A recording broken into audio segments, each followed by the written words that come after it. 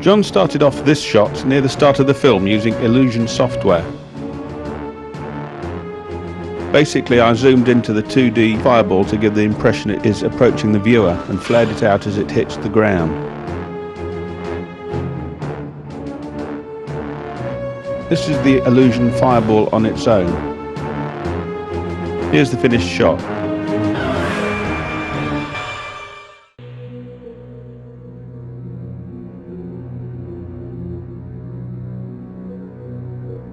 This shot is where a clone of an amulet appears in the display case at the jeweller's shop.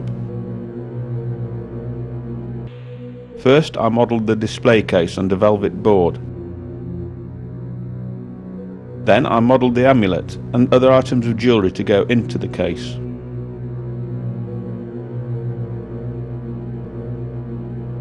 And here you can see the clone of the amulet appearing.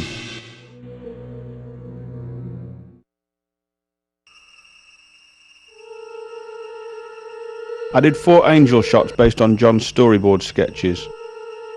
For the first, what we called the blob, flying outside the house, I made a glowing form in illusion and tracked its movements.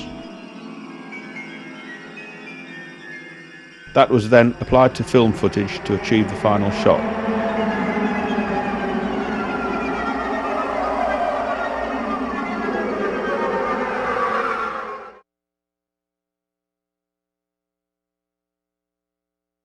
Because we decided to pan the camera in this shot, we went for a computer-generated background, so I created a computer model of the hallway based on John's film footage and lighting notes.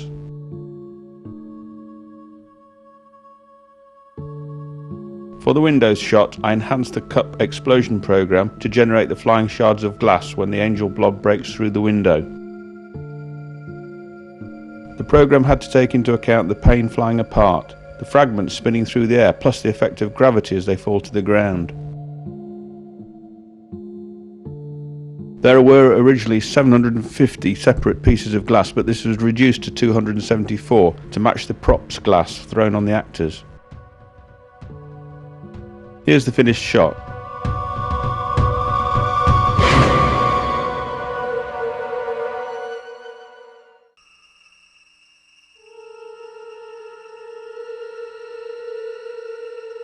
There were several elements needed for this shot, each component having its own actions and movements.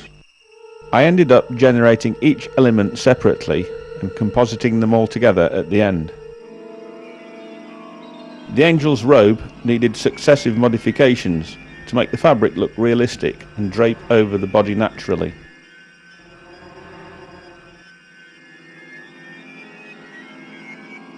Here we have just the walls and the window. And here's the camera pan of the sky behind the window. The angel blob.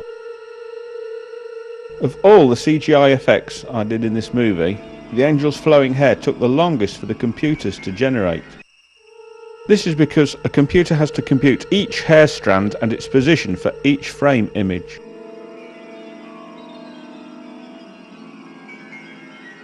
The angel's wings were modelled on those of a swan.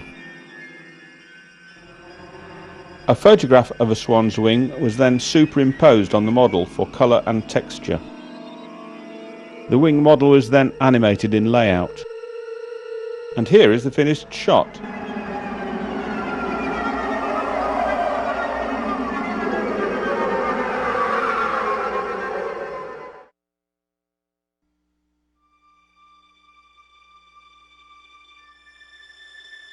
John wanted the angel to smile at our hero and heroine, then turn to Stephen and change her expression to a cold glare, and then unleash bolts of death at him.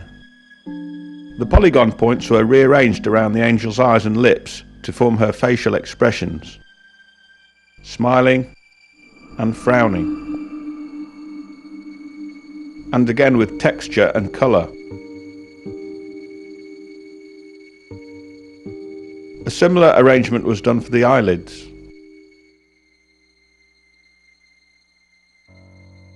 And again with texture and colour.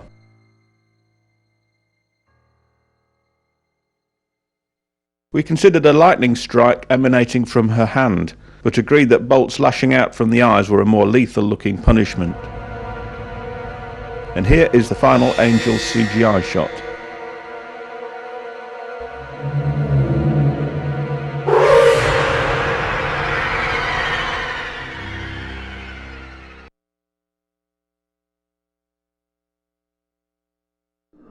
The story required a swarm of ghouls to congregate at the house and swirl around and behind it, before entering through an attic window. As this would be difficult to create using 2D film footage, I decided to model the house and garden. Then I lit the scene to transform from day to night. We tried a starlit sky, but a black sky looked better once the ghouls were included in the scene. Due to time constraints, I made just 3 types of ghoul. The first was the boss demon, based on a latex puppet used in filming. I made a 3D model on the computer. Then I took the photograph of the demon puppet and superimposed it on the model to texture it. The second ghoul was a long, thin, spindly creature with a glow behind it. And the third wisp-like ghoul was simply a point light in Lightwave with a lens flare effect. Here is the finished sequence.